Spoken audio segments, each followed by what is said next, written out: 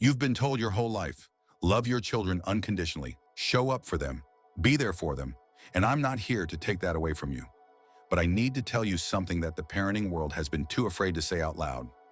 Love by itself is not enough.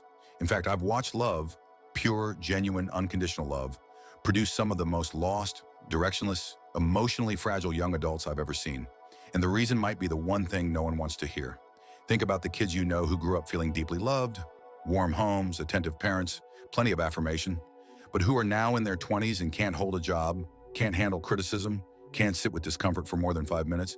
And then think about kids who grew up in strict, high expectation households, where love wasn't the headline, but standards were, and who are now some of the most grounded, capable people in the room.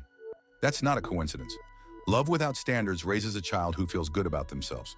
Standards, real ones, raise a child who actually is good at things, at relationships, at life. And those two things are not the same. Here's what the research actually shows. And I want you to sit with this. Children don't learn who they are from being loved. They learn who they are from what is expected of them.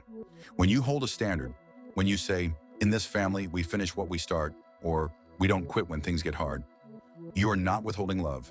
You are giving your child something love alone cannot give them. You are giving them an identity.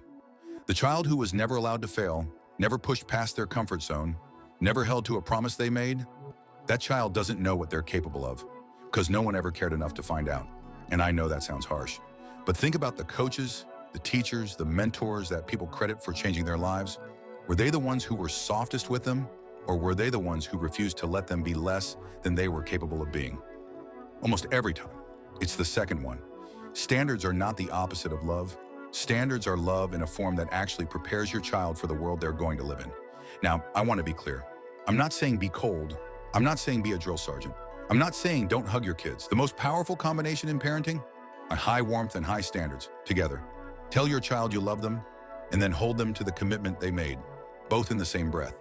I love you, and that's exactly why I won't let you give up on this. I love you, and that's why this behavior isn't acceptable. I love you, and I know you can do better than that. That's not tough love.